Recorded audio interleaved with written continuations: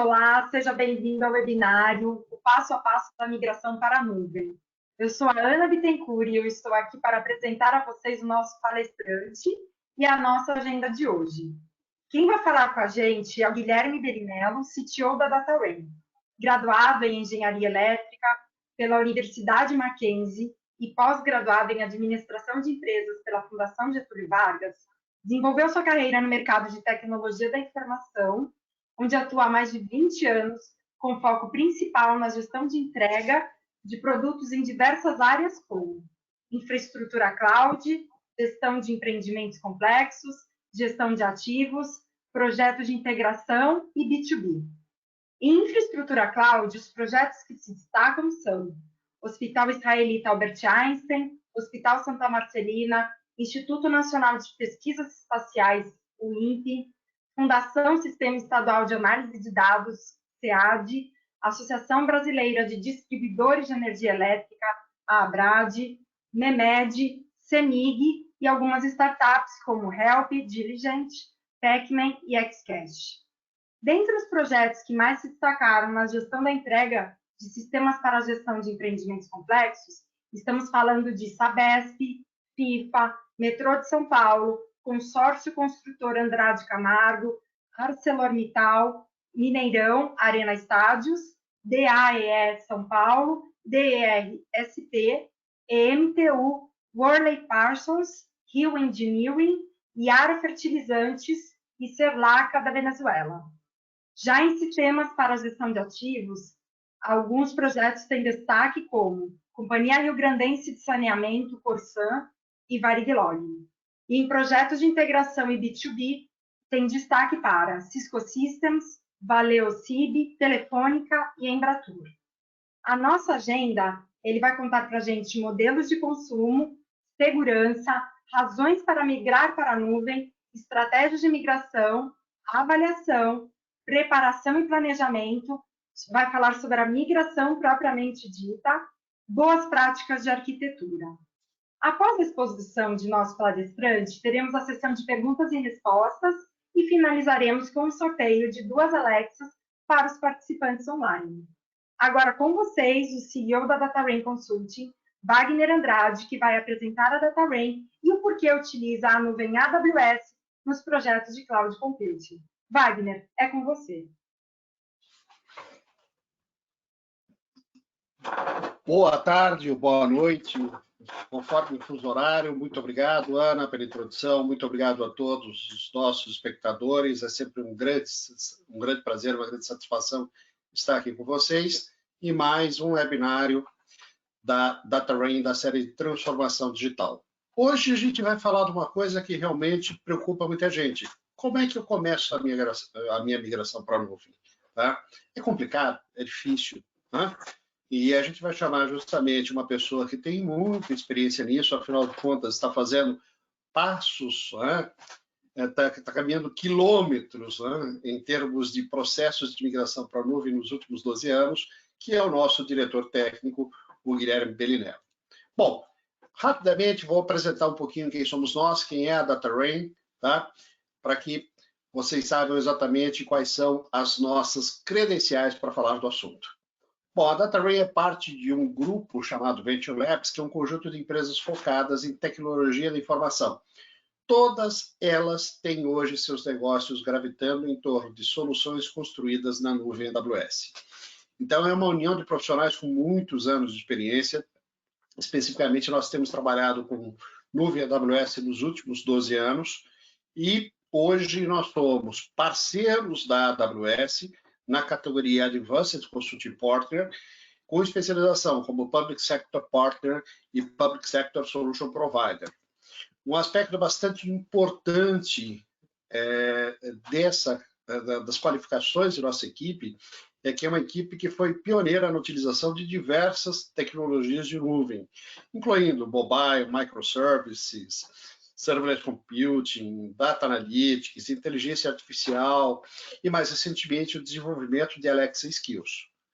Nós sempre estamos focando no sentido de buscar o máximo retorno para o nosso cliente, construindo aplicações seguras, flexíveis, altamente escaláveis e economicamente vantajosas.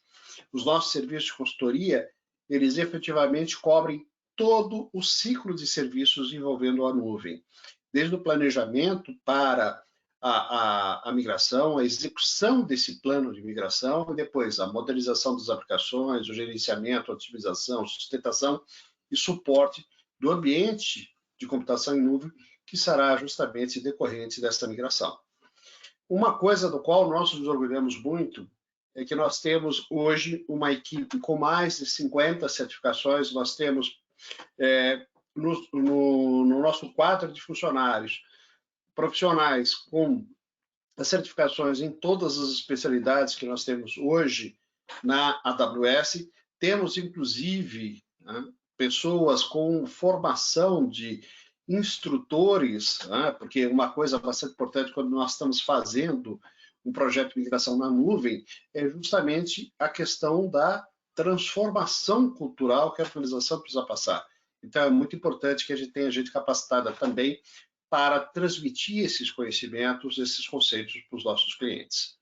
Um aspecto bastante importante, nós tivemos a felicidade de ser escolhidos nesse ano como os parceiros do ano do setor público da AWS, né, 2021, uma premiação que a gente recebeu há pouco mais de um mês.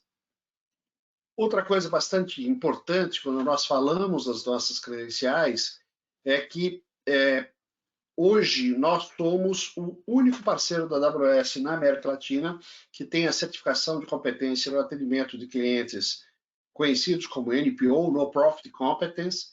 Os clientes No Profit, tá? São clientes que efetivamente constituem uma parte muito importante hoje da área de saúde aqui no Brasil, por exemplo. Quase todos os grandes hospitais brasileiros são hospitais filantrópicos, tá? Então, são organizações que sempre buscam fazer mais, gastando menos, e nós nos especializamos especificamente no atendimento a essas organizações, sendo o único parceiro da AWS com essa competência no Brasil e um dos únicos 23 em todo o mundo que tem essa certificação de competência.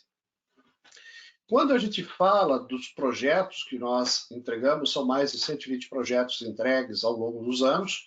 Nós organizamos aqui uma lista com alguns desses projetos, para exemplificar. Então, nós temos projetos muito fortemente focados nas áreas de educação e pesquisa, nós temos projetos em governo, saúde e entidades sem fins lucrativas, temos projetos também em utilities e no setor comercial, e sempre, em todos esses projetos, o foco muito grande em garantir que o cliente consiga efetivamente extrair o máximo nesse processo de migração para a nuvem, que agora vai ser exatamente o objeto da apresentação do Guilherme.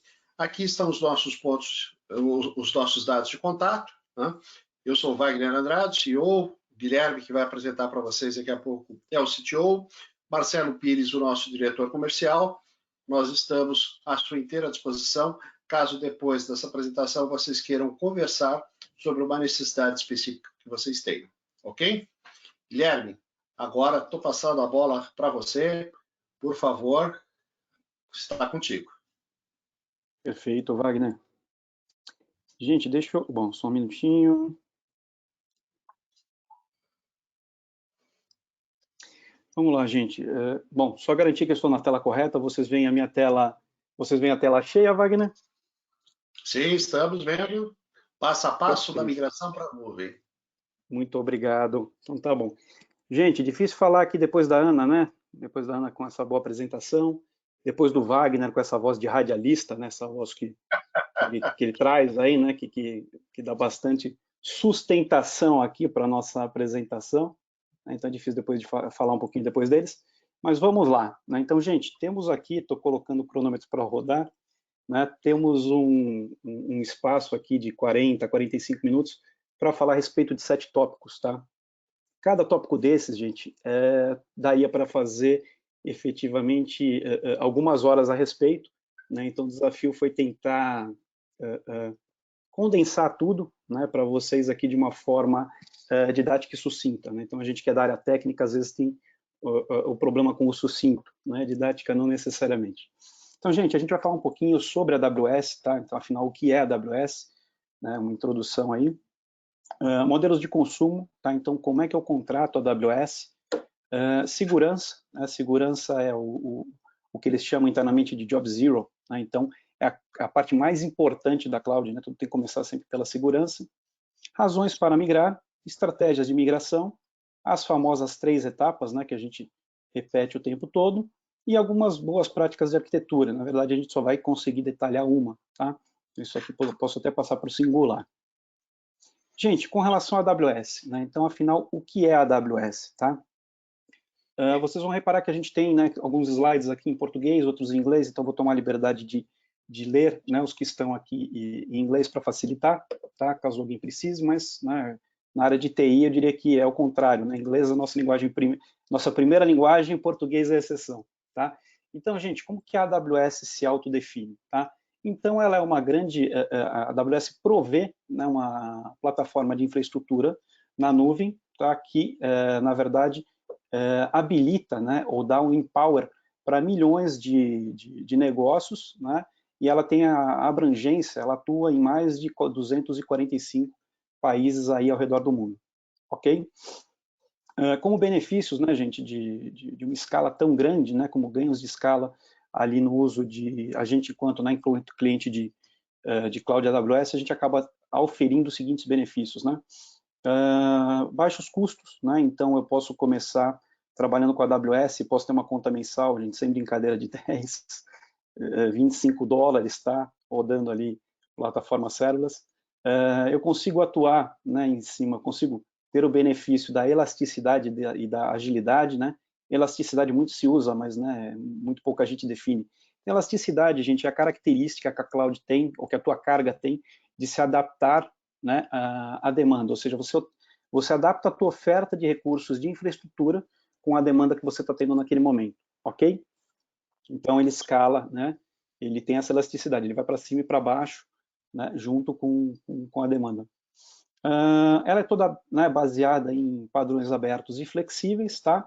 Novamente segurança, a gente, né, vai ouvir essa palavra o tempo todo, e alcance global, ok? Então isso são os principais benefícios que eu consigo oferir aí no uso de AWS. Gente, a AWS ela tem ali, são acho que 15 princípios, até entraram alguns novos aí, do Jeff Bezos, né, que é que era o presidente da Amazon, né? Então a AWS é o braço de infraestrutura da Amazon, tá? Isso, seria correto a gente falar isso, né? Simplista, mas correto.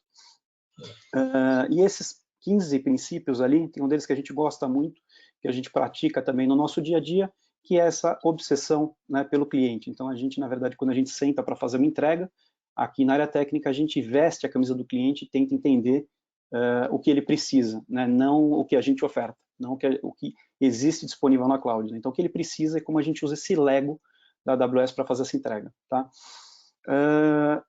Então, o que a gente vê é o seguinte, né, 90% das funcionalidades que a AWS desenvolve e entrega aí, toda semana tem novidade entrando, né, a gente que acompanha os blogs aí, a gente vê que o tempo todo, né, tem novos serviços, novas funcionalidades, melhorias, etc.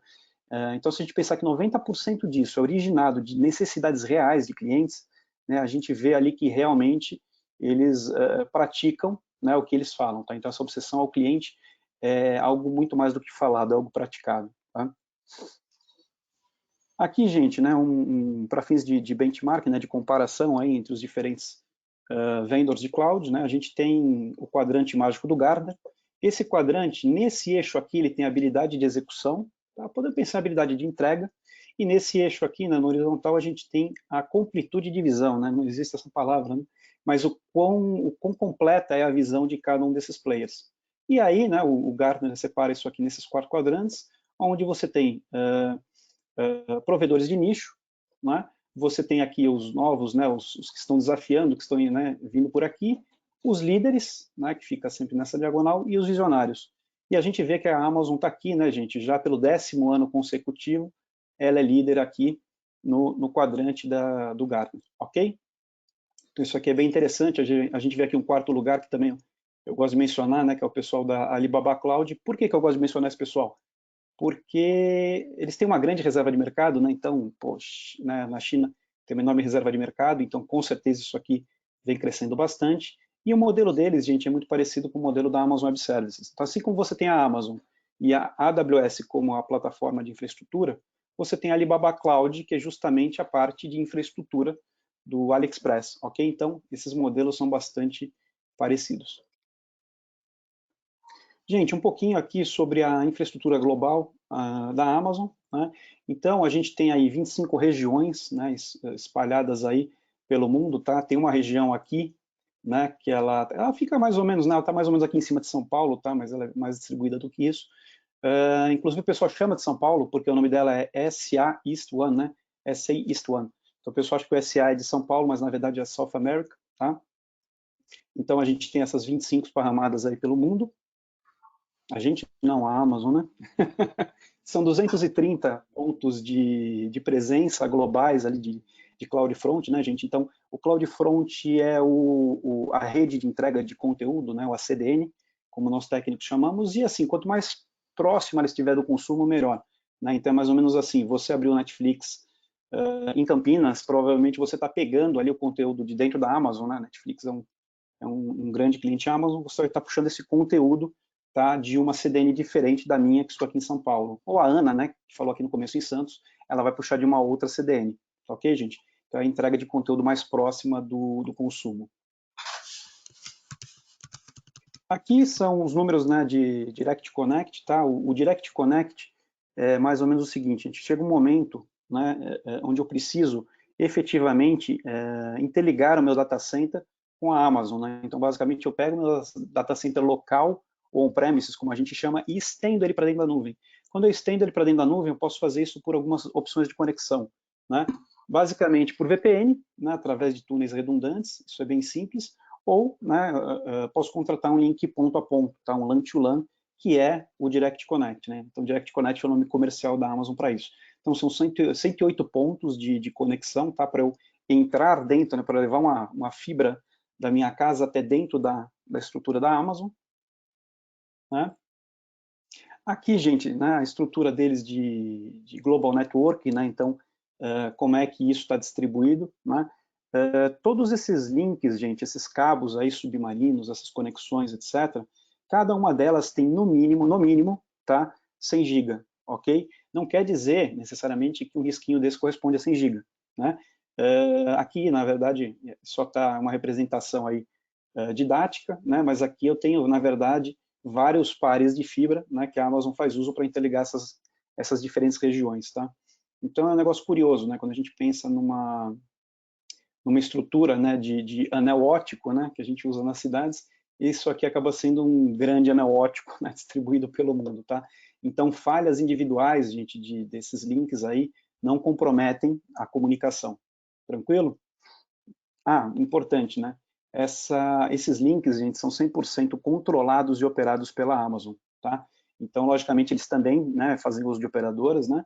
Mas eles definem, né, como controlados e operados pela própria AWS, ok? Isso é bem importante. Aqui eu coloquei um slidezinho que né, dá um pouco de deixa palpável, né, o que a gente fala ali. Então, por exemplo, aqui são cabos, né, efetivamente cabos para transmissão, né, então a gente vê ali as diferentes fibras, tá? Esses cabos aqui, gente, os cabos eles têm 3.456 fibras dentro deles, né, os mais novos já dobraram isso, estão com 6.912. Eles têm aqui dentro uma alma de aço, tá? Isso que a gente chama de alma, né? Eu sou engenheiro eletricista, então ainda lembro alguma coisa disso. Nessa estrutura aqui, separadora dos cabos, né? Essa alma de aço, na verdade, ela serve para dar sustentação, né, e resistência ao cabo e também para permitir que ele seja rastreado no fundo do mar através de magnetômetros, né? Então, se você precisar achar esse cabo por qualquer motivo, né, você consegue achar.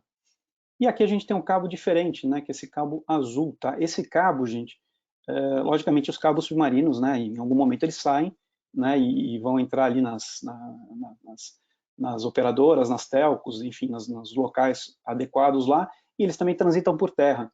E na Austrália, gente, por algum motivo estranho, né, os cupins na Austrália gostam do cabo preto, né, então eles comem o cabo preto, e aí eles tiveram que criar todo um cabo diferente aqui, com uma outra composição, e é esse cabo azul que o cupim australiano não come, tá? Então a gente vê que a Austrália, além de ter os bichos peçonhentos mais perigosos, também tem um cupim aí que é um pouquinho bravo, ok? que mais, gente, sobre isso? Então, com relação a esses links, né, então, eles operam realmente tudo, é tudo fibra pagada, né, tudo o que eles chamam de dark fiber, né, aquelas conexões mínimas de 100 GB que eu falei, e aqui, algumas conexões aí mais novas, né, que foram criadas. Então, por exemplo, se vocês procurarem por esse nome, Hawaii, né, vocês vão achar justamente esse cabo submarino, tá? Que ele está ligando aqui, ó, o Oregon até a Sydney, provavelmente, né? Está ligando aqui na Austrália, tá? E o nome dessa rede é Hawaii Trans-Pacific Cable, né? São 14 mil quilômetros aí de fibra, tá? E a AWS dentro dessa estrutura, ela tem ali 30 terabits, ok? Então, deve ser bem legal navegar na internet com 30 terabits, né? Imagino eu.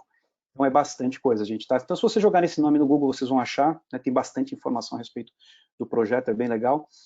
E esse projeto, ele é de um consórcio, tá? Ele é de um consórcio composto pela Amazon, Facebook e mais alguém, tá ok? Aqui a gente tem o Júpiter, que é a mesma coisa, né? Na verdade, o Júpiter, ele liga ali, ele está ligando ali o Japão, né? Ele vem do Japão aqui para a Califórnia, tá? Então, está aqui, né? Daqui para cá, ok? Estou com duas telas aqui, desculpem ficar virando o tempo todo. Né? Então, ele tem um cabo de capacidade ali, né? Eles estão usando ali 60 tera, tá ok? E esse daqui também, Facebook, Amazon e SoftBank. E por fim, o B2B Express aqui, tá? Que ele vai ligar ali Singapura, Hong Kong e Califórnia, né? Então, são as mais novas interconexões aí que a Amazon tem, né, entre os diferentes continentes. Ok, turma, então mudando um pouquinho da infraestrutura global, tá? Vamos falar agora um pouquinho de modelos de consumo, bem rapidinho. Então, basicamente, gente, são 4 maneiras diferentes que eu posso comprar, né, recursos da Amazon. Eu vou ter o sob demanda, né, o on demand, que é o pay as you go, ou seja, eu não tenho nenhum tipo de contrato com a Amazon, eu simplesmente vou lá e pago por segundo utilizado, tá? Então, né, beira o absurdo, né? Mas eu pago por segundo, né, de máquina utilizada aí, de poder de computação, tá? Isso aqui tem um preço que a gente costuma chamar de preço de lista, tá? O preço do on demand. E a partir do momento que eu conheço a minha carga, ou seja, eu fiz uma primeira migração para dentro da cloud, e eu entendo que, olha, essas máquinas eu vou rodar 24/7 o tempo todo, né? Eu posso pegar e contratar dentro da Amazon o que a gente chama de instâncias reservadas, ok? As instâncias reservadas podem ser contratadas por 1 ou 3 anos, tá? Ninguém sabe porque não tem 2 anos, mas enfim, 1 ou 3 anos, e você consegue um desconto significativo, né? Com relação ao preço de lista, tá? Então, basicamente, quando você reserva uma instância, né, você está ajudando a Amazon a fazer o capacity planning dela, e ela te recompensa dizendo, bom, então essa receita já está garantida, né? Eu posso passar, né? Eu posso repassar descontos, né? Por causa desse compromisso de longo prazo para o meu cliente, ok? Então, instâncias reservadas é uma coisa bastante legal de se utilizar. Saving Plans é um modelo mais novo, tá? Veio de alguns anos para cá, e esses dois são irmãos, né, gente? Então, Saving Plans, né, e o Reserved Instances servem mais ou menos para a mesma coisa, só que assim, aqui eu entro com compromisso de determinadas máquinas. Então, eu digo o seguinte, olha, eu vou usar esse tipo de máquina por tanto tempo, ok? Né? Simplificando muito o processo, é isso. Já no Saving Plans eu faço o contrário. Eu digo o seguinte, olha, eu tenho um compromisso financeiro com a Amazon, eu vou pagar X mil dólares por mês, né? Mas eu não tenho necessariamente um compromisso de usar o tipo de instância A, B ou C, né? Então, quando a gente pensa que o Saving Plans acabou sendo uma instância reservada muito mais fácil de se utilizar, tá? Ele não desce tanto nos descontos quanto a RI, né? Mas ele dá uma boa ajuda, tá? Então, aqui a gente consegue ali 25%, aqui eu consigo até 40%, né? Vou pegar 27%, 25%, 27%. E por fim, gente, o modelo de Spot Instances. Então, olha que interessante, a gente já passou das 6 horas, né? O pico das clouds é efetivamente comercial durante os dias. Então, eu poderia, por exemplo, entrar aqui no data center da Amazon e pedir a capacidade ociosa de computação dela para rodar alguma carga minha, né? Para rodar, por exemplo, machine learning, ou rodar um job de analytics, ou fazer um ETL pesado, ou rodar um Hadoop, não sei, né? Mas eu posso pegar e pedir para a Amazon, eu quero pegar essa capacidade ociosa e eu quero usar, né? E isso é quase como se fosse um leilão, gente. Então eu digo, olha, por essa capacidade ociosa eu pago o X, tá? Se esse meu X for um pouquinho maior do que os outros estão colocando, né, eu efetivamente ganho, né? Pago por essas instâncias para poder rodá-las, tá? E a gente consegue ter aí economias de até 90%, ok? Só para fins didáticos, gente, né? Eu poderia fazer a mesma coisa, por exemplo. Então, sei lá, eu estou meio-dia aqui no Brasil, eu tenho, são meia-noite em Tóquio, né? Eu poderia, de repente, rodar minhas cargas de machine learning, de treinamento de modelo, em Tóquio, né? Para ficar muito mais barato, ok? Então, ao invés de eu estar rodando no on-demand, RI ou saving plans, eu poderia estar usando a capacidade ociosa. Perfeito? Então, gente, isso aqui é uma maneira, todos esses modelos aqui são maneiras da Amazon garantir com que tudo que ela comprou de hardware, né, esteja disponível, né, e em uso, ok? Então eles querem que isso esteja em uso, porque máquina desligada, no caso de cloud, é máquina que não é billable, né? Então é que nem companhia aérea, avião no chão não gera receita, ok? E aí, gente, como é que eu uso esses modelos né, de compra que eu tenho ali com a Amazon? Para a carga que eu sei, imagine que isso aqui é o mês de um determinado cliente, tá? Esse determinado cliente tem um pico aqui no meio do mês, ok? Por qualquer motivo, né? Ele tem essa sazonalidade. Então eu posso dizer o seguinte, olha, essa carga que eu conheço, que ela é igual no mês todo, meu servidor de e-mail, meu file server, etc, etc, eu vou deixar rodando aqui. Então eu compro, né, faço uma reserva de instâncias. Já para outras cargas aí que eu não necessariamente tenho que rodar ao longo do mês inteiro, né, que eu rodo aqui só nessa janela, tudo bem, isso aqui eu vou rodar sob demanda, mesmo que um pouco mais caro, mas eu não preciso ter o compromisso de longo prazo.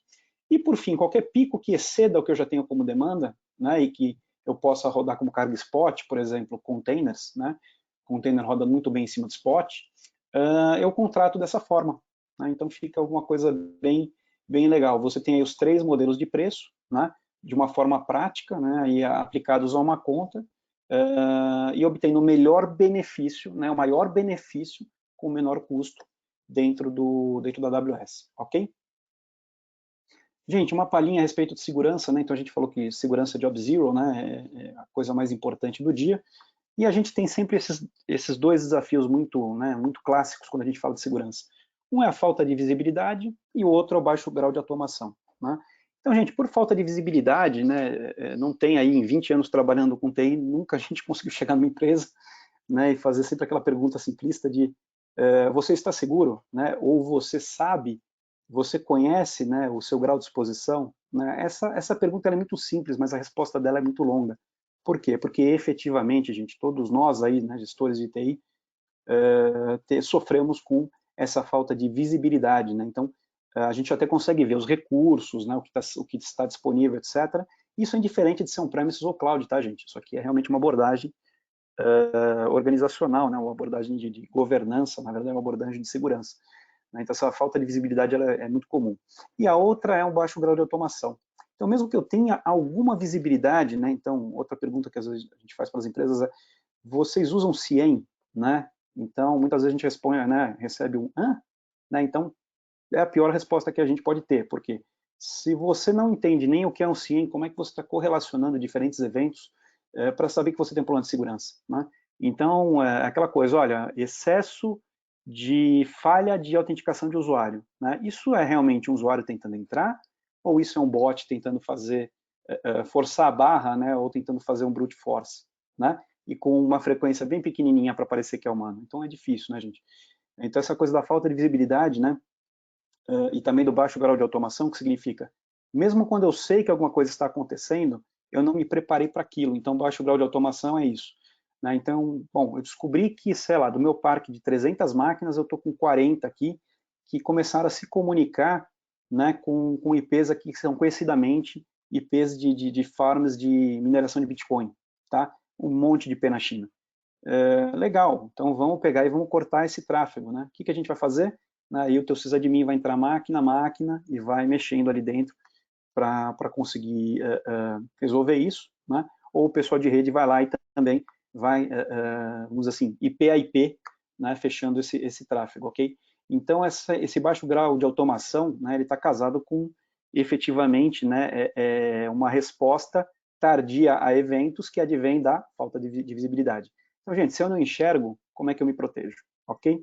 E para isso, gente, dentro da AWS, a gente tem muito recurso, tá? A gente não vai detalhar todos, né, nem ao propósito aqui, mas a gente acaba separando eles aqui em gestão de identidade e acesso, né, detecção, proteção de infraestrutura, proteção de dados e resposta a incidentes, ok?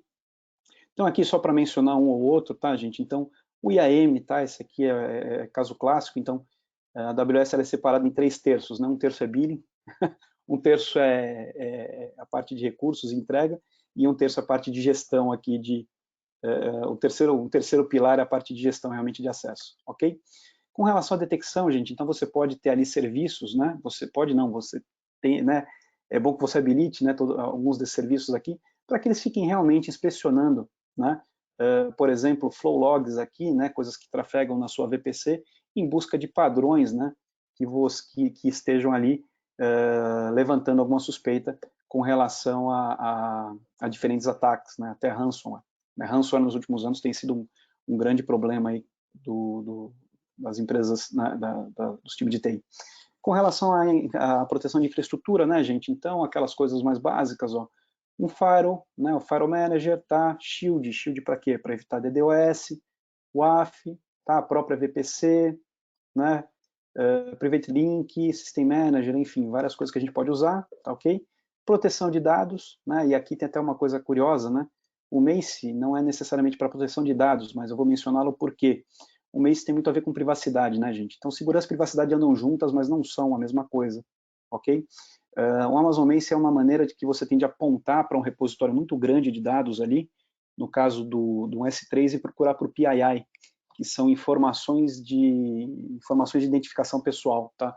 Então, gente, em tempos de LGPD, né, você conseguir pegar uma montanha de arquivos e dados e varrê-los em busca de exposição, né?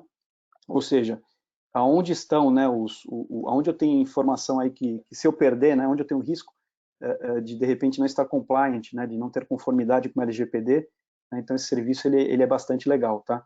Isso aqui, gente, é bem interessante, porque às vezes o pessoal fala, não, mas a gente guarda, a gente tem segurança, está criptografado, etc. Né? E outra coisa que a gente vê também é o seguinte, tá tudo legal, mas, por exemplo, nos backups de bancos de dados, o backup não é criptografado, então, assim, você está resolvendo o problema pela metade, né? Porque o atacante não necessariamente ele quer pegar o que está online, né? Se ele pegar ele vai procurar o que tem menos barreira, né? Ele vai efetivamente procurar o que é mais fácil. Ok, gente? Então, proteção de dados é bem importante em tempos de LGPD. E resposta a incidentes, né, gente? Então, resposta a incidentes, a gente vai falar muito rápido aqui do Cloud Endure, né? Para disaster recovery, mas é justamente isso. Então, né? Tive um problema, né? O que eu faço? Né? O problema não acaba quando você elimina a causa raiz. Né? Você tem que fazer todo um estudo, né? E retroalimentar aí o seu modelo de governança / segurança para que isso não aconteça de novo, ok?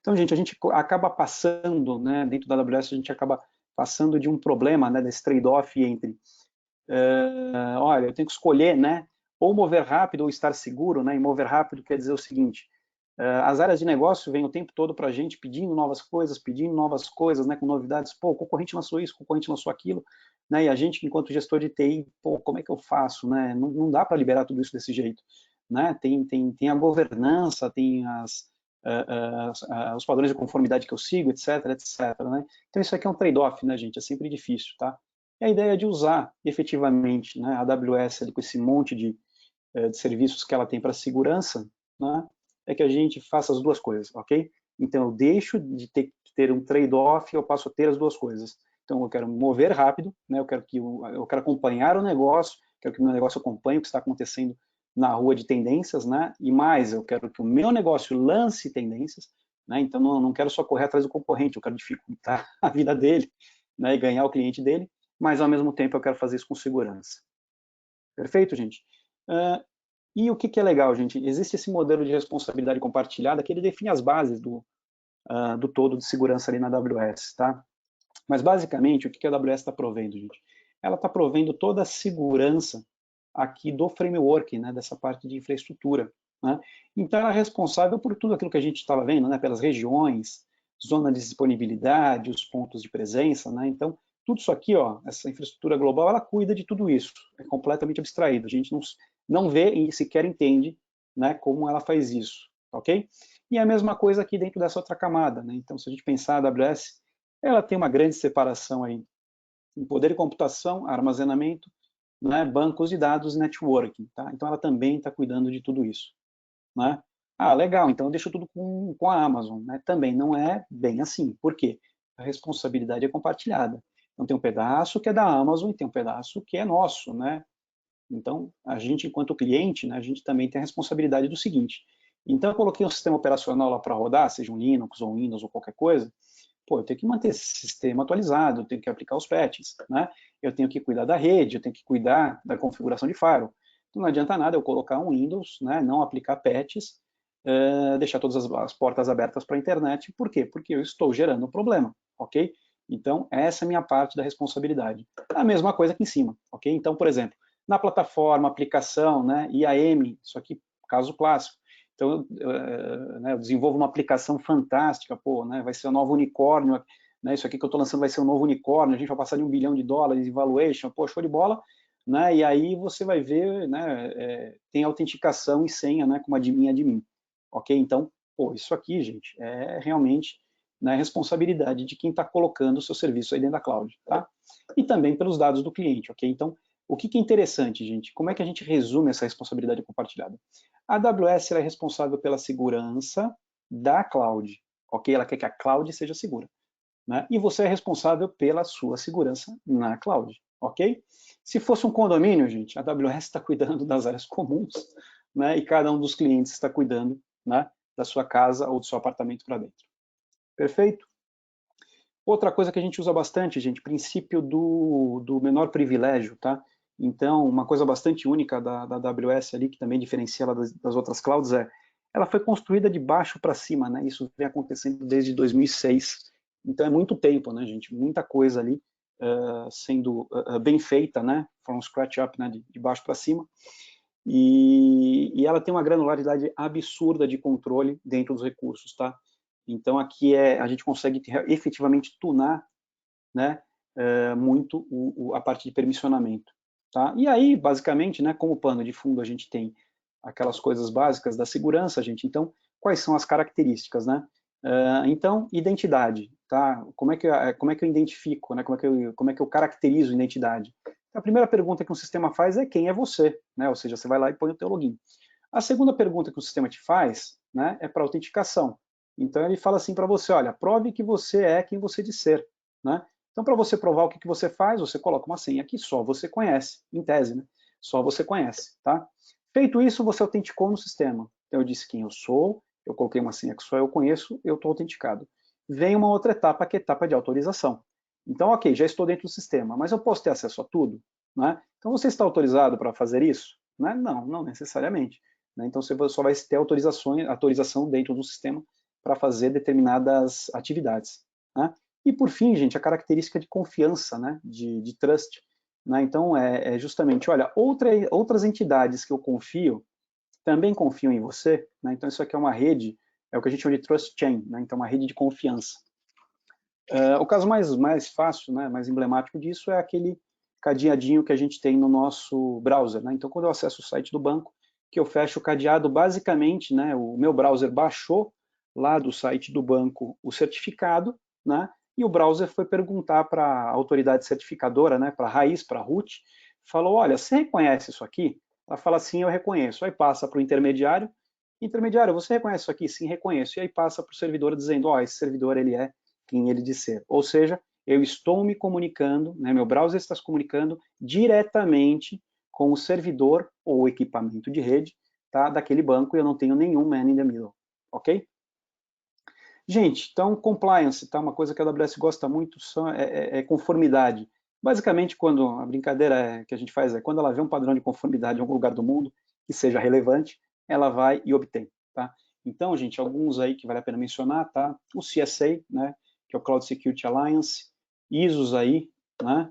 PCI, então quem trabalha com informação privilegiada aí, na verdade privilegiada não, desculpe, informação financeira, em especial de cartão de crédito, tem que ser homologado PCI, ok? Até, né, deixo para vocês, façam buscas aí na internet, né, o Nubank roda inteiro dentro de AWS, tá ok? Se vocês procurarem também Itaú e AWS, vocês vão ver um contratão que foi fechado aí 10 anos para frente, tá? São informações públicas. Que mais, gente? Vamos lá. FedRAMP, né, nos Estados Unidos, tá? Bem importante esse daqui. HIPAA, tá, gente? Então, HIPAA aqui, ele é muito do mercado de saúde americano, tá? E ele é, assim, bastante exigente, né, com relação à conformidade, então isso aqui é bem legal. Que mais, gente? Acho que esses aí já, né, para a gente mencionar, estão bons, tá? Se vocês colocarem também Compliance AWS no Google, vocês vão achar a página da AWS que detalha todos eles. Tranquilo, gente? Outra coisa também, né, para dizer que essa preocupação é a mais latente nessa preocupação de segurança, tá? Então, quando a gente olha ali para a Amazon, né, a gente tem Encryption at Rest em todos os serviços, ok? Isso aqui diferencia também ela de outros provedores, tá? E também provê criptografia em trânsito, né? Então, gente, o que é Encryption at Rest, né? Ó, tá aqui o nosso dado dormindo, ó, né, que bonitinho ele. Então, todos os dados armazenados, né, são passíveis de criptografia, tá? Então, você vai ter lá seu disco, ou teu objeto, né, teu arquivo no S3, banco de dados e até mensagem em fila, né? Então, ó, mensagem em fila também, né, é passível de criptografia, tá? A criptografia está lá habilitada? Não, você vai e habilita a criptografia, tá? Mas o que é legal, gente? Eu posso usar todas essas coisas com ou sem criptografia, né? Quando eu habilito criptografia em qualquer serviço, existe um overhead.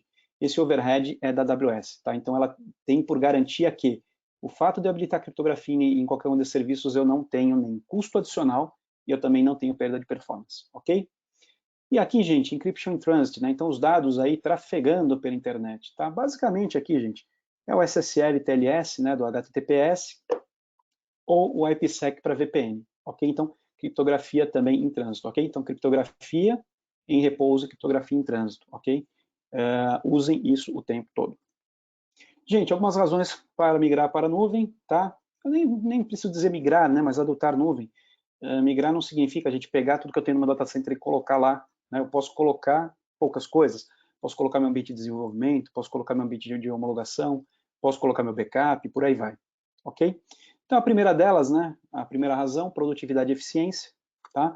Então, você passa a ter, né, características ali de AWS, de recursos, né, que você pode usar de forma temporária e você pode inovar mais rápido. Então, o que eu quero dizer com isso? Pô, eu preciso de um servidor de desenvolvimento, né? Esse servidor de desenvolvimento apareceu ali dentro de um trabalho que o time de desenvolvimento estava fazendo, né? Então, de repente, eu posso pegar aquele servidor de desenvolvimento que eu já tenho, duplicá-lo, né, dar aquele servidor duplicado para um ou dois desenvolvedores testarem um conceito, provarem alguma coisa, né, e depois simplesmente jogar fora, né? Ah, legal, testamos o conceito, deu certo, vamos incorporar, ou testamos, não gostamos, joga fora, tá? Então, gente, essa coisa de recursos que a gente pode mobilizar, desmobilizar o tempo inteiro, permitem que a gente inove de maneira mais rápida, tá?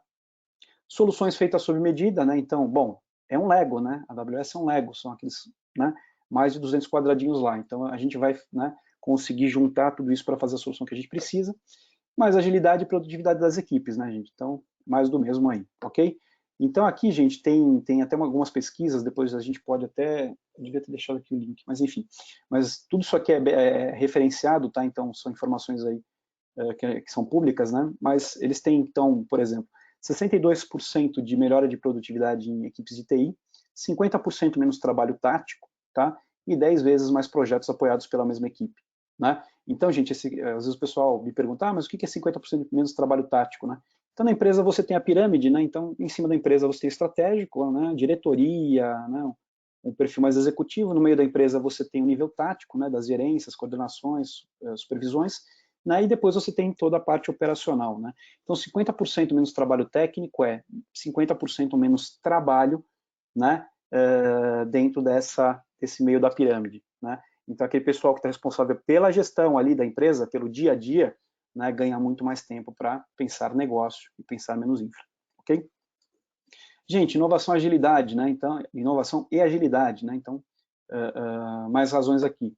Então, primeira coisa, gente, não criar metodologias do zero, tá? Então, isso aqui eu cansei de ver, né? O pessoal, vamos estabelecer um DR, né? E o pessoal chega com aquele monte de ideia para fazer um DR. Não, vamos colocar aqui o SQL Server com Always On, e a gente vai replicar isso aqui com um rsync, aquilo com não sei o quê, né? Gente, o DR hoje é quase como ligar o DR, né? Quando você usa cloud. Então, não tem por que criar metodologia do zero, né?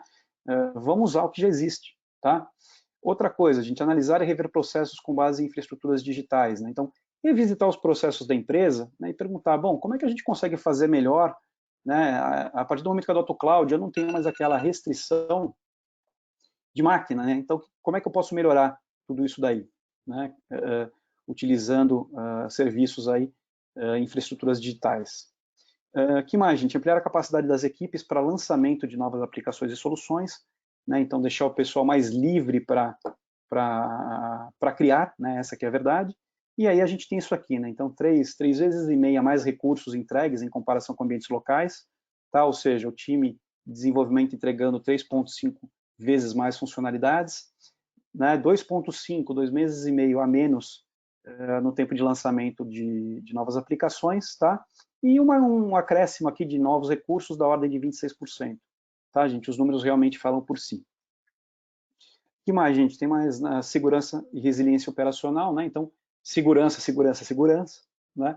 E resiliência operacional, gente. Então, por exemplo, operações na nuvem, né? Em operações na nuvem, você pode habilitar a continuidade do negócio em caso de cyberataques, tá? Então, a gente teve clientes aí que sofreram com ransomware, e a gente basicamente tinha lá chama piloto, como a gente diz, né? Em cloud, a gente passou a rodar em cloud praticamente do dia para a noite, né? E aí ele conseguiu efetivamente se recuperar do ransomware que ele vinha, né? Ele estava sendo atacado, né? Ele não tinha tudo comprometido, né? Mas ele conseguiu se recuperar, tá?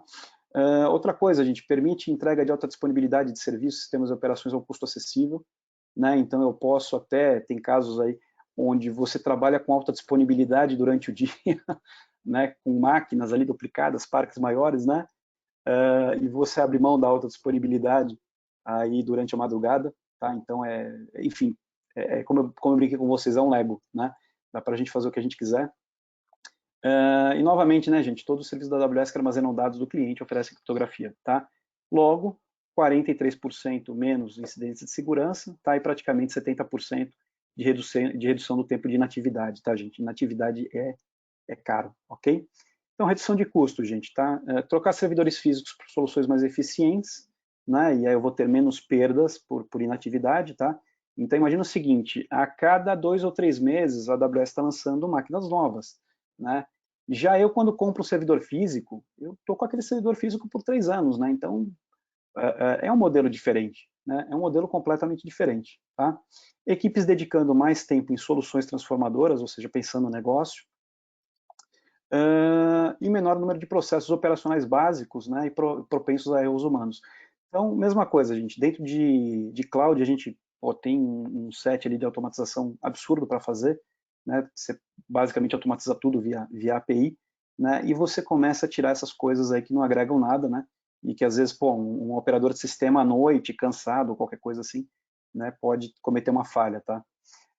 Que mais, gente? Então, de acordo com um estudo do IDC, né, empresas que adotaram carga de trabalho na AWS relataram 600, né, ou seja, 6 vezes, né, 637 de ROI após 5 anos, tá, e 51% menos custos operacionais. Beleza, gente, vamos lá, vamos falar rapidinho aqui de estratégias de migração, o tempo está correndo, tem que acelerar, tá? Então, primeira coisa que a gente olha, gente, é o estágio de adoção, né, isso aqui é um estágio, como a gente enxerga, né, o cliente. Então, o cliente ele pode estar aqui, né, ou ele pode estar adotando a cloud para um projeto, ele pode já ter a cloud como a sua foundation, olha, eu estou usando o cloud aqui, efetivamente com uma extensão do meu data center, né, então eu tenho uma estratégia de cloud como parte, né, dos meus fundamentos aqui da tecnologia, né, ou até coisas aqui, né, se a gente pensar aqui, ó, cloud native, né, então coisas que já nascem na cloud, ou cloud born, né, as startups. Por que as startups andam tão rápido, né, gente? Porque elas nascem aqui, elas não têm nada de legado para levar para frente, tá? Elas nascem aqui, né?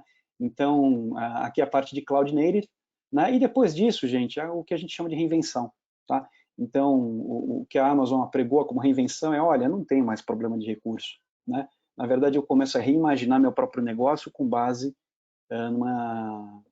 em recursos aí democratizados através do uso de cloud, tá bom?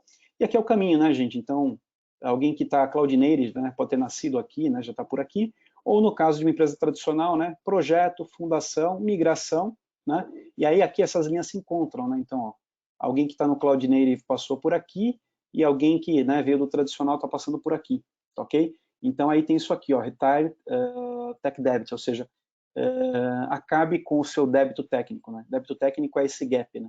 Ou seja, a distância que eu tenho das coisas mais novas aqui, né, porque eu consigo rodar no meu on-premise.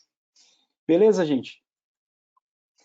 Aqui a gente tem, basicamente, as estratégias de migração, né, mais adotadas, tá? Então, isso aqui é um framework, né? Podemos até pensar, talvez mais uma metodologia do que um framework, tá? Que a gente tem que colocar em prática. E ela divide as cargas que a gente tem, as aplicações que a gente tem dentro do nosso data center em 6, né? Então, por exemplo, eu tenho uma aplicação no meu data center que não é mais utilizada, tá? Isso é super comum a gente achar. Então, né, tem lá no VMware um monte de máquina que, pô, até o solicitante não existe mais na empresa, né? Aquele departamento não usa mais, etc. Então, quando a gente faz aí a parte da descoberta, né, elas vão ser aposentadas, né, elas vão ser descontinuadas, ok? Tem outras, gente, que não vão conseguir nunca ir para a cloud, né? Então, se eu tiver um OS 390, ou um mainframe, ou alguma coisa aqui de mid-range, né? Um HPUX, um Solaris, qualquer coisa, um Spark, ele vai ficar por aqui também. Então, ó, pô, eu vou reter, né? Por hora eu não quero mexer nisso, tá? E essas outras aqui, tá? Eu vou fazer o seguinte, eu vou ler de cima para baixo, né? Que é como a gente costuma endereçar, né? Então, eu queria mostrar essas duas que, na verdade, não tem migração, não tem movimentação, né? E no caso dos 4 caminhos onde eu faço migração. Então, tem uma migração mais básica, que é o que a gente chama de lift and shift ou rehost, que é, eu instalo o ferramental na máquina, tá? Automatizo nessa migração, valido e estou na cloud, ok? Ou eu posso fazer o rehost manual. O que é o rehost manual? Eu vou lá, reinstalo, né, uma máquina, então, por exemplo, sei lá, o cara estava rodando Windows Server 2016, você provê essa mesma máquina, aí o cliente entra lá, configura todo o sistema operacional e tal, faz os seus deploys, valida, né, e faz aqui o cutover, né, faz a transição ou a virada para produção, ok? Então a gente tem esses dois caminhos de rehost, tá? Gente, em geral, em migração, a gente acaba levando 70%, 80% das máquinas, né? Então, sei lá, pegamos 200 máquinas, ou melhor, pegamos 100 máquinas, só para dar um exemplo fácil, 80 vão acabar seguindo esse caminho, tá? Isso é meio prático, a gente, né, vê isso na prática. Eu tenho aqui alguns casos de replataforma, né? Então, replataforma é, olha, eu quero mudar como é que isso está rodando, tá? E aí, mudar como isso está rodando significa o seguinte, pô, tem aplicações aqui rodando no Tomcat e um monte de máquina. Tem uma com Tomcat, tem uma com Glassfish, tem uma com não sei o quê, mas todo mundo aqui é Java. Pô, será que eu não posso, de repente, fazer um replataforma e rodar isso em container? Então, aí você determina o que você quer, por exemplo, poxa, eu vou rodar em container e vai ser Docker, vou rodar em container, né, e vai ser em cima do Docker, logicamente, mas com Kubernetes, tá? Aí você faz essa modificação de infraestrutura e leva lá para dentro da cloud, ok? Então, esse replataforma é, estou mudando a parte de baixo, né, o sistema operacional ou o formato de entrega. Que mais, gente? Repurchase é, olha, eu estou rodando um SAP aqui dentro de casa e eu quero rodar na nuvem, né? Só que parece que as versões, né, parece, né, aí eu estou fazendo uma constatação, né, alguém dizendo dentro da empresa, parece que o SAP mais novo roda melhor em nuvem. Então, tá bom, então faz o seguinte, vamos atualizar, né, não vamos levar a versão X, vamos levar a versão 2X, tá? Então, aí você tem o processo de compra, install e setup e vai rodar isso na cloud, ok? E a parte, né, mais longa, gente, de refatoração, né, ou seja, refazer os códigos. Então, poxa, o que eu tenho aqui, essas 3 ou 4 aplicações que sobraram, não dá, cara.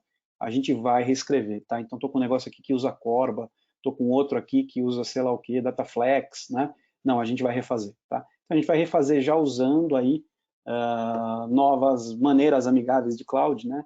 Com DevOps, com controle de código, com CI/CD, etc, etc, tá bom? Então, essas são as maneiras. E como é que a gente faz isso, gente? Né? Como é que a gente planeja isso? Então, são 3 etapas, né? Avaliar, planejar e migrar, tá? Então, quando a gente olha ali dentro da Amazon, a gente tem um set bastante completo, gente, tá? Não só de ferramentas, mas a gente tem ferramentas e metodologia, tá? Isso aqui faz toda a diferença numa migração, né? Então, quando eu tenho ferramental e metodologia para essas 3 etapas, tá?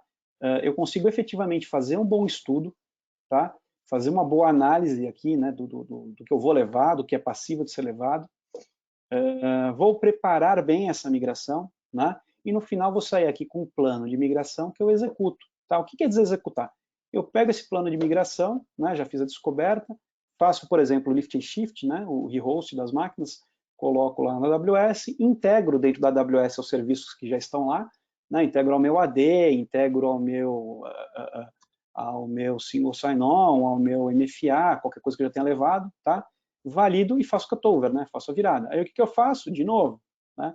Então, para cada aplicação, a gente entra nesse flywheel aqui, nesse, né, modelo de operação. Beleza, gente? Então, com relação, né, às duas primeiras etapas, então aqui, né, a gente vê que realmente é mais do mesmo, né? Rinse and repeat, né? Enxague o cabelo e repita, tá? Aqui eu tenho as duas etapas anteriores, né? Então, o que a gente quer nas duas etapas anteriores, né? Na análise e planejamento ali? A gente quer dissecar o data center, ou seja, olhar, né? Entender o que tem aí dentro, definir os padrões de aplicação e quais são os agrupamentos, tá? Então, gente, não é de hoje que a gente vê o pessoal levando a aplicação esquecendo o banco, tá? Ou levando o banco esquecendo a aplicação. Parece meio bobo, né? Mas acontece. Não é que o cara levou o banco e esqueceu todas as aplicações, ele levou o banco, levou as principais aplicações e esqueceu 2 ou 3 para trás que alguém usa no final do mês, tá ok? Então isso aqui, gente, é bem importante. O agrupamento, né, sob a ótica de aplicação é muito importante. A construção, né, na verdade, o processo de construção da aplicação, tá, isso aqui importa muito, né? Então, legal, gente, como é que vocês desenvolvem essas aplicações? Ah, não desenvolvo, é tudo out of the shelf, eu compro fora e ponho aqui, beleza. Né? Então, muitas vezes você tem que envolver o fornecedor dessas aplicações aí, né, eles são stakeholders disso, né, para ele ajudar numa migração, e muitas vezes boa parte deles já tem até práticas e padrões para rodar dentro de cloud, tá? Isso é bem legal. E aí, gente, com base em tudo isso, você gera aquela lista, né? Você gera um initial backlog of applications, né? Então, aqui é aquela maneira bem americana de falar, né? Você já gera uma lista que já é um backlog, né? Então, você já está atrasado. Mas, basicamente, você vai gerar uma lista de migração, ok? Então, olha, o que está pronto para migrar? Isso aqui. Então, sai rodando na máquina. Beleza, gente? Gente, para Discovery Planning, né? Então, sob essas óticas de aplicação, servidor, rede, armazenamento, né? O que a gente quer ver? Então, sobre a aplicação. Bom, quem é o dono dessa aplicação, né? Então, se a gente migrar essa aplicação, você fala com o dono, né, o gerente funcional dessa aplicação, a gente vai ter um bom problema, tá? Como ela é crítica, quais são as características, né? Em que stack que ela se apoia, qual é a linguagem de programação, blá, blá, blá, qual é a infraestrutura que ela demanda, tá? Sobre os servidores, né? Então, em geral, o pessoal, quando pede uma cotação, é muito engraçado, chega e fala assim, vocês conseguem cotar cloud aqui para umas máquinas desse jeito? Aí passa para a gente CPU e memória, né? Gente, legal, é uma maneira, né? Mas você sempre vai ter o preço mais caro. Por quê? Porque tem que ser levado em conta tudo isso, tá? E é nosso trabalho, enquanto DataRain, né, fazer esse trabalho com vocês. Para quê? Para que a hora que vocês estiverem dentro da Amazon, estejam utilizando o que vocês precisam e não gastando nada mais do que o necessário, ok? Então, gente, servidores, né, o básico de servidor, memória, que sistema operacional, CPU, disco, etc. Tá? Rede também, né? Então, como é que as máquinas se falam, quem fala com internet, quem não fala, qual é a segmentação de redes, tá? E que mais, gente? E armazenamento, tá? Então, tipo, capacidade, utilização, etc. Tá? Gente, deixa eu ver o tempo aqui. Quantos slides? Tem poucos slides, vamos lá. E aí, o que a gente gosta bastante, gente? A gente gosta muito de usar o Cloud Endure, tá? Se vocês procurarem por AWS Cloud Endure, a AWS comprou isso aqui já faz alguns anos, mas é um ferramental muito legal, gente, porque você faz ali a avaliação, tá? Instala os agents nas suas máquinas, né? E basicamente, depois que você instala o agent, ele começa a replicar o seu storage para dentro da cloud, né? Então, ele pega os blocos de disco e leva para a cloud, tá? Isso com a máquina no ar, né? Eu posso fazer isso com Oracle? Pode, né? Deve. Então você coloca lá isso para rodar na máquina do teu banco de dados, ele vai subir todos esses blocos, isso vai levar alguns dias ou horas, né, ou até semanas, dependendo do volume ali, por exemplo, do seu banco de dados, e depois você vai pegar e vai fazer um lançamento de teste, né? Então, sobe essa máquina aí para ver se deu certo. Ela vai subir, você vai dar um alter database, open, né? Legal, poxa, o Oracle veio, que bonitão. Né? Faz o cutover e roda lá na cloud. Ok? Então, gente, a parte pesada já tem bastante software para ajudar. Tranquilo? Por fim, gente, boas práticas de arquitetura. Tá? Então, vamos lá. O monolito, né? Então, em geral, as coisas nascem assim, né? Todas elas misturadas, né? Onde você tem database, a camada de database access, lógica de aplicação e apresentação toda misturada, tá? Então, tem lá um PHP, que a query está metade no PHP, a outra metade está não sei aonde, né? Então, as coisas nascem assim, tá? Então, a aplicação monolítica, ela realmente faz tudo, né? Ela faz tudo, tá? Ela tem aqui um pipeline de ciclo de vida compartilhado, né? Então não posso simplesmente atualizar minha camada de apresentação no deploy, na verdade eu tenho que levar todo mundo junto, tá? ela é difícil para escalar, né? Então, pô, quantas vezes a gente não vê isso, que isso só consegue rodar em uma máquina, né? Não tem escalabilidade horizontal nenhuma, tá? Tem alta mudança, tem alto impacto em mudança, então, pô, eu quero mudar um label de tela, eu tenho que mexer com, né, na hora de deployar, eu tenho que colocar tudo lá de novo, tá? É difícil adotar novas tecnologias, então é difícil incorporar novidades aqui, tá? O processo de deploy é longo, né, e ruim de ter iterações e extensões. Gente, iteração significa, né, teste. Então, pô, testa, legal, deu certo, põe mais um pedaço, estende. Testa, põe mais um pedaço, estende, tá ok? Então, o monolito não deixa a gente fazer isso, tá? A Amazon tinha o mesmo problema, tá? Então, a Amazon tinha esse problema aqui até 2001, né? A Amazon não conseguia, gente, a Amazon.com não conseguia mais crescer. Por quê? Porque, pô, você mexia aqui, ó, você tinha impacto em tudo que estava em volta. Tá? Então, eles eram o monolito. Tá? Aí o que eles fizeram? Eles pegaram e fizeram esse desacoplamento, levou vários anos, tá? E esse desacoplamento, gente, começou com uma coisa bastante interessante, né? Esses times aqui, essas aplicações precisavam se falar entre si através de APIs, isso foi uma regra, e o tamanho de um time, né, ele tem que ser o tamanho de um two-pizza team, né? Então eu quero serviços desacoplados e eu quero um time que eu consiga alimentar com 2 pizzas, tá? Bom, gente, um time que se alimenta com 2 pizzas, né, dependendo de quem for, é um time de 2 pessoas, tá? Estados Unidos talvez seja assim, mas lá tem pizza grande, né, então... ou pode ser um time, né, efetivamente, aí um time de 16 pessoas, tá? A gente teve acesso a alguns times de produto lá da AWS bem interessantes, e a gente viu coisas, gente, como 10 a 20 pessoas por time, né, é um número razoável, ok? Então, em 2002, né, o Jeff Bezos pegou, né, o dono da Amazon, vamos chamar assim, e mandou esse memo, né, eu gosto, é um memo, né, mas foi por e-mail. E ele diz o seguinte, ó, daqui para frente, todos os times irão expor os seus dados e as suas funcionalidades através de interfaces de serviço, ou seja, vamos ter que usar API. Todos os times têm que se comunicar uns com os outros através dessas interfaces, né? Então, esse monte de time, de two pizza team, né, iria ter que fazer a comunicação dos seus softwares através de interface. Não é permitido nenhum tipo de comunicação interprocesso, tá? Então, no direct linking, né? Aí o pessoal de banco de dados fala, cara, não pode ter DB link. Não, não pode. No direct reads, né? Aí o pessoal da engenharia, pô, ferrou. E sem memória compartilhada, acabou. Então a turma do Corba também ficou de cabelo em pé. Ou seja, não dá, né, para ter sacanagem aqui. E ponto 4, não importa a tecnologia que você use, ok? Então significa que se o cara estava rodando Dataflex e o time inteiro era Dataflex, todo mundo teve que aprender alguma coisa mais moderna para poder rodar nesse formato, ok? Que mais, turma? E quando a gente pensa, né, então, nos famosos microserviços desacoplados, nessas bolinhas aí, tá? Quando a gente pensa em microserviços e cloud, né, a gente tem aqui o amor, né? Oh, o amor é tão bonito. Né? Então, por quê, gente? Porque, pô, os caras fizeram, né? Então, realmente, pô, em 2002 para cá, tá? O que é novidade para a gente, os caras estão há 20 anos usando, tá? Então, gente, microserviços, tá? Então, são módulos reutilizáveis de códigos que são deployados independentemente, tá?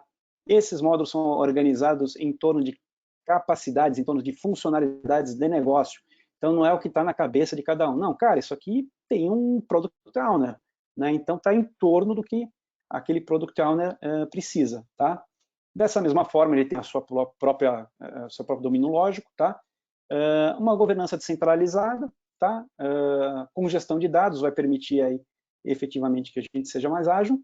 Automatização, tá? Automatização e projetar e automatizar para falha, gente. Então, assim, se a minha aplicação só consegue rodar dentro de um servidor com IP chumbado e o nome da máquina que não pode mudar, dentro do diretório www, não sei o que lá, cara, tá mal feito, né? Então, pô, tem que ser desenhado para rodar em várias máquinas, beleza?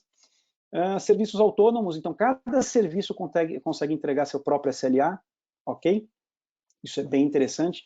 Por quê? Porque é uma cadeia, né, gente? Se eu tenho todo mundo encadeado ali naquele monolito, pô, o SLA de alguma coisa aqui compromete todo mundo, né? A coisa desacoplada não. Você coloca um circuit breakers, né? Então o circuit breaker é, bom, eu fui pedir alguma coisa para a API e tal, não respondeu, beleza. Se eu puder, eu enfilero, ok? Então dá para você colocar circuit breakers, né? E não para o processo.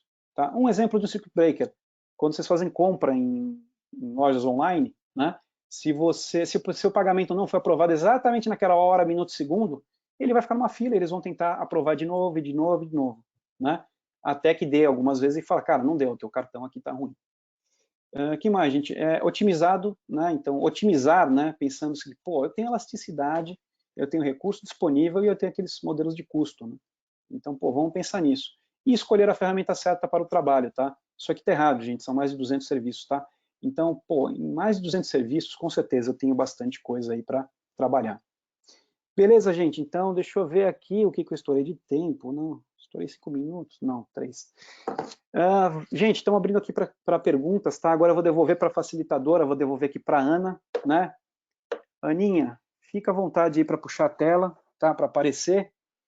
E vamos ver, né, as perguntas, gente, se tem dúvidas aí, o que a gente pode sanar. E depois fazer o sorteio da Alexa, que o Wagner adora fazer sorteio de Alexa. Mas não vou contar como é que ele faz. Wagner, volta aqui com a gente também. Vagnão, cadê tu? Cadê você? Aqui, Wagner. Tá no mudo, Wagner.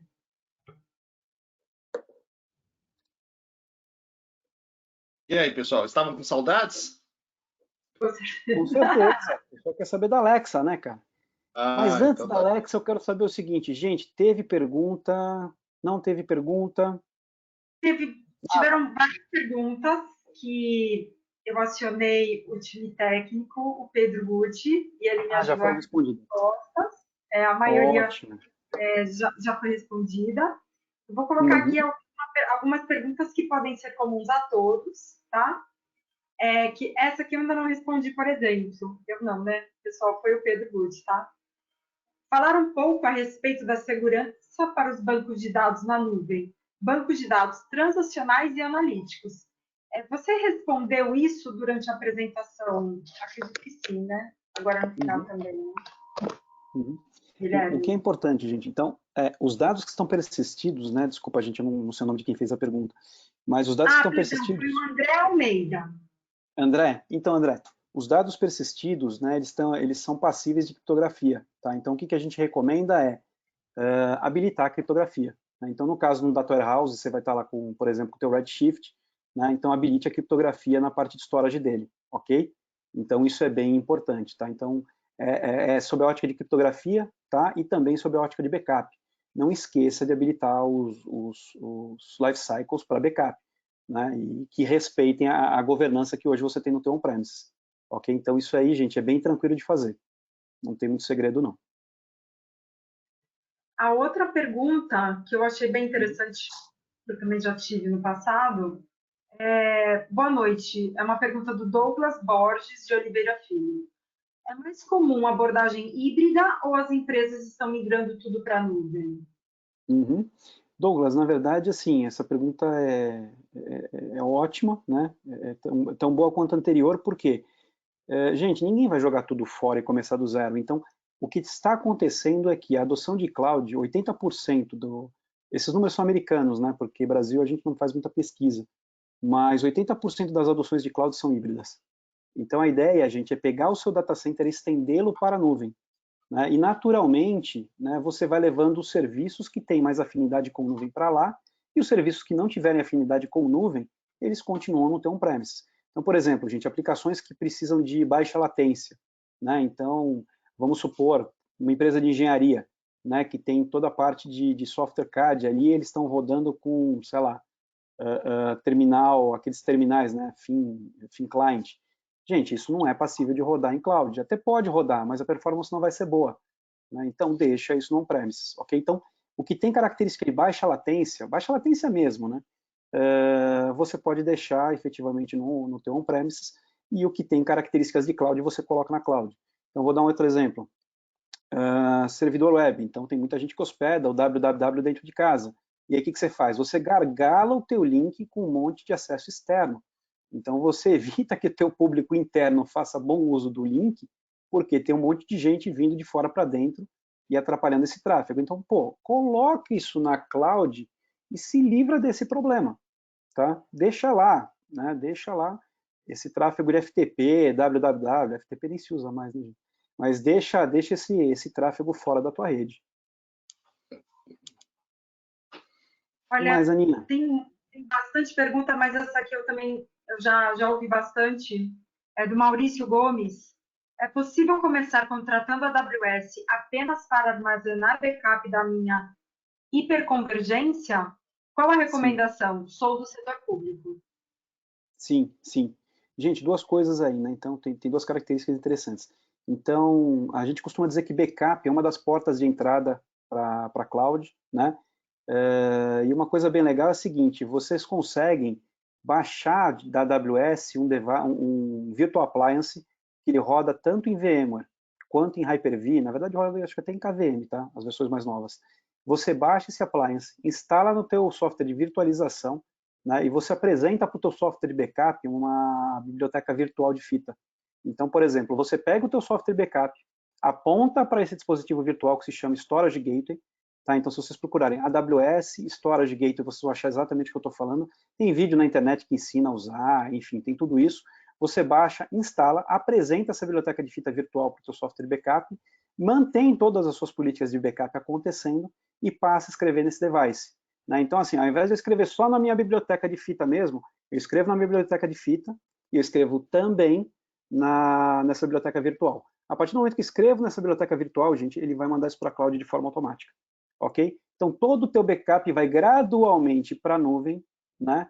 E não dói para ninguém, porque você não mudou uma política de backup, você não trocou teu backup exec, teu vim, você não mexeu em nada. Você só colocou uma máquina virtual para rodar a mais. Tá? Então, sim, gente, tá? Backup é uma porta de entrada. Vocês, até a título de um DR aqui, tá? A gente já usou esse tipo de estratégia para fazer um DR, tá? Então, E o que tem um que é um cliente que tem um DR? disaster Conta recovery para mim, habilitado. aí, Guilherme, o que que Oi, é um Aninha, DR? O que que é um DR DR? é Conta para mim. é um ambiente de disaster recovery. Então, por exemplo, tá? Disaster recovery, great. A Tá gente, bom. a gente tem um cliente que o data center dele inundou, né? Tá. E isso acontece, tá? Parece absurdo, mas acontece. O pessoal ainda insiste em fazer data center para baixo do prédio, mas tudo bem. Né? Então, quando dá algum problema, né, que a água vai procurar o data center, virou o ralo do prédio, o pessoal pega e fica preocupado, não tenho nada e tal. Então, um cliente que já tinha passado por isso e tinha pouca grana, também de área pública, tá? O que a gente fez para ele? Com o Storage Gateway, a gente fez um ambiente de DR. Ou seja, todo o ambiente dele, via backup, está replicado para dentro da cloud. Né? Então, eu tenho um ambiente de disaster recovery aqui que eu consigo subir. Ele é super rápido? Não, a gente vai ter que fazer o restore, etc, etc. Ele vai ter uma parada ali de alguns dias. Mas, gente, uma parada de alguns dias, né? Próximo de uma parada que ele teve ali de meses, né? Até repor tudo e refazer um data center, é outra coisa, né? Então, é mais ou menos nessa linha. Então, aconteceu um desastre, como é que eu me recupero?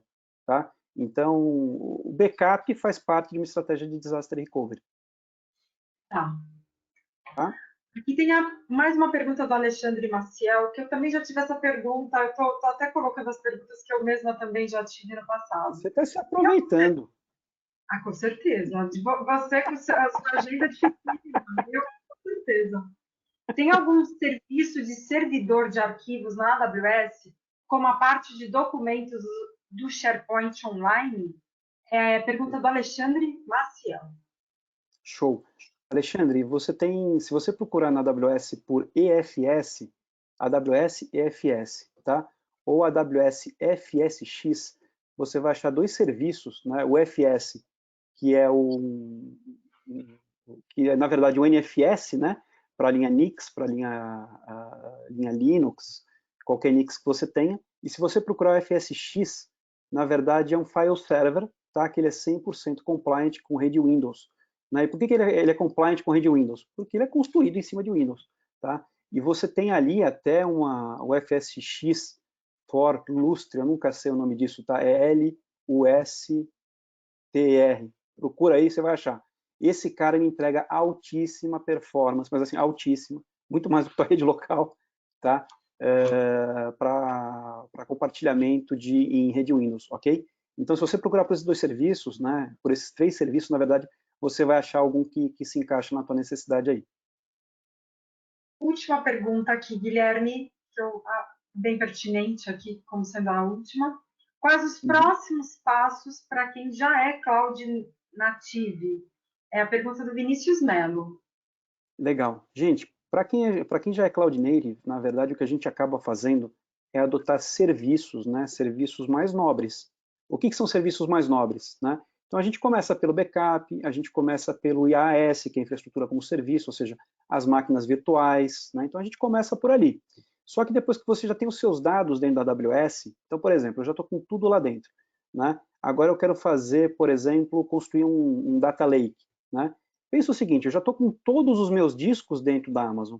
Então, construir um data lake a partir daqueles discos, né, e habilitar um pipeline de analytics, de exploração de dados, né, com todo o requinte de ETL, com todo o requinte ali até de colocar machine learning, né, explorando dados que você tem nesse data lake, são serviços mais nobres. Né? E o que é legal, gente, dentro da AWS você pode usar isso. Né? Vou construir um data lake.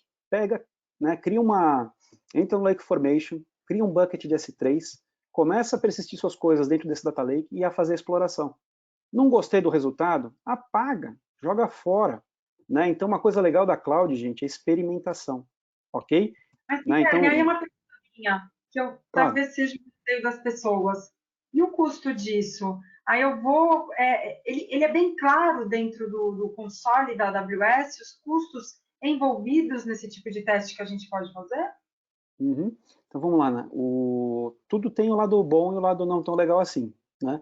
Então, gente, com relação à cloud, né? Então, quando você olha um billing de cloud, ele é muito parecido com uma conta telefônica. Então, ele é fair, ele é justo. Por quê? Eu estou pagando o segundo do servidor, eu estou pagando gigabyte por hora no mês, eu estou pagando.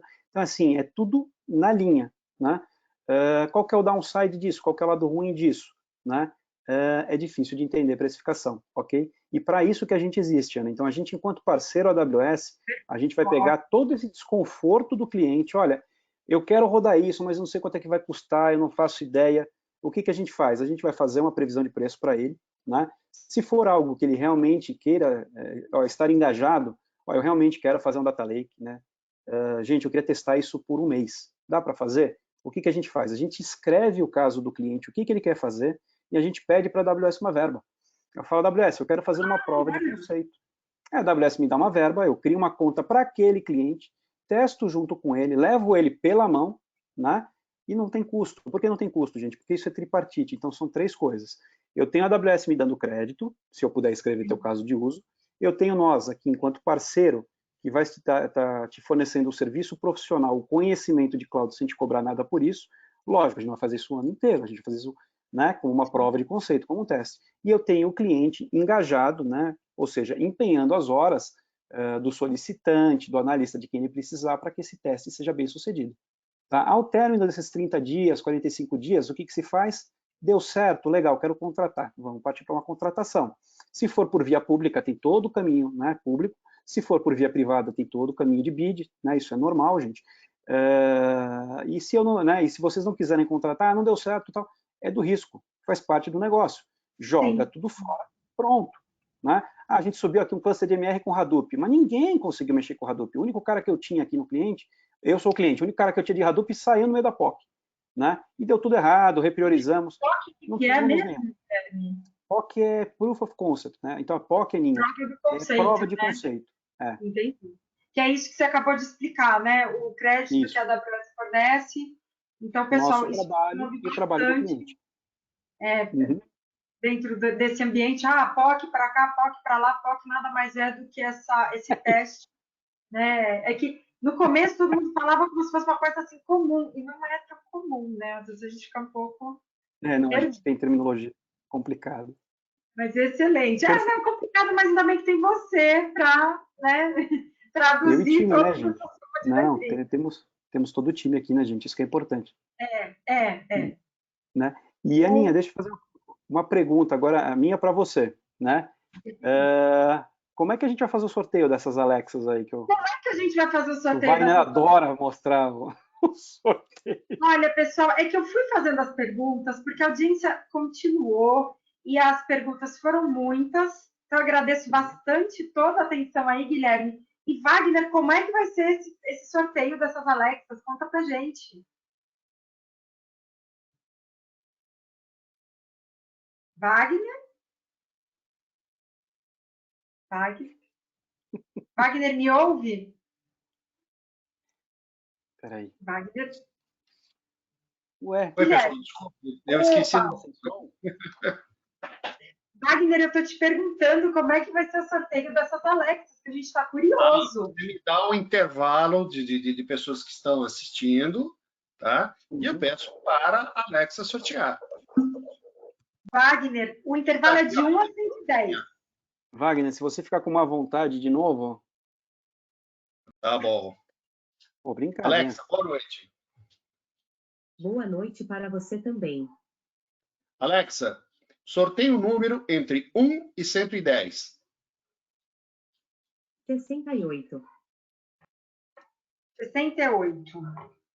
68 é a pessoa Júlia Monteiro. Deixa eu ver se a Júlia está online. Mas como a gente... Deixa eu ver aqui, Júlia. Tem gente torcendo para a Júlia ter que ter dado uma saidinha. Gente, a Júlia está aí! Beleza, Júlia, parabéns! Parabéns, Júlia.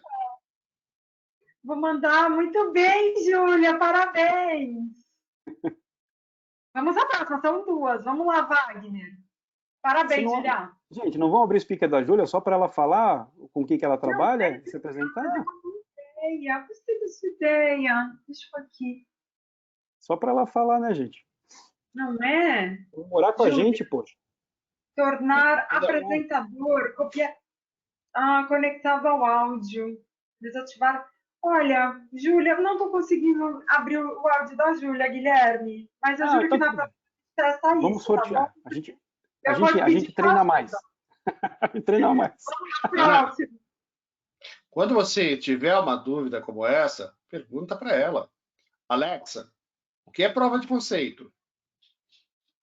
De acordo com a Wikipédia, uma prova de conceito é um modelo prático que tenta provar o conceito teórico estabelecido por uma pesquisa ou artigo técnico, ou é uma implementação, em geral resumida ou incompleta, de um método ou teoria em questão é suscetível de ser explorado de uma maneira útil, sendo um passo importante no processo de criação de um protótipo realmente operativo.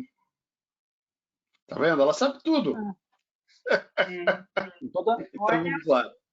Alexa, sorteia um número entre 1 e 110. 41. 41 é o José de Oliveira. Vamos ver se o José está aqui com a gente ainda? Vamos lá, José. Os dois com J, hein? De novo, Wagner. José de Oliveira, gente, o José saiu. José tá aí, José? Tá aí, ó. Tem José Carlos da Silva Filho, José Horta, José Ramires. O José... Saiu na hora. O José saiu um pouquinho antes. Então, vamos sortear uma outra. Vamos sortear mais um, porque tá todo mundo até aqui, não é verdade? Vamos lá, mais uma vez. Wagner, a Alexa é essa magrinha aí? Desculpa. Essa aqui é a minha antiga, né? Não, mas você não mostrou qual que é. Está sorteando uma... garoto, agora sim. E ela já se jogou ali. Agora sim. Alexa, sorteia um número entre 1 e 110. 6. 6. 6. Cássio Santos. Cássio, tá por aí, Cássio? Offline. Vamos para o próximo, Wagner. O que aconteceu? Bastante gente ainda aqui com a gente. Vamos lá. Eu tô vendo um número de participantes ativos aqui. E eu também tô, Pois é, vamos ao próximo. Alexa trabalhando. Vamos lá, amiga. Alexa, sorteia um número entre 1 e 110. 14. 14. Gerson, peraí. Gerson saiu também, Wagner. Gerson Rosolin saiu. Gerson, você pegou a Alexa, gente. Mais uma, vamos lá, tô animada, hein? É que alguém conhece o Gerson, depois vai falar, pô, você saiu antes da hora, perdeu uma Alexa. Tá vendo? Alexa, sorteia um número entre 1 e 110. 86. 86 já não foi? Não, né? Foi 68. Não. Alisson Oliveira. Olha, Wagner, o Alisson é da Amazon. Não, e você estava falando, cadê o pessoal da Alisson? Olha aí. Não, Ele o queria pessoal tanto ganhar uma Alexa. Nossa, Ainda, cliente, Alisson. De novo. Alexa, sorteio o número entre 1 e 110. 14. 14. Gente, a gente vai ter que mandar para o Gerson, porque foi de novo o Gerson, Wagner. Alexa, sorteie um número entre 1 e 110. 100. Tem, vamos lá.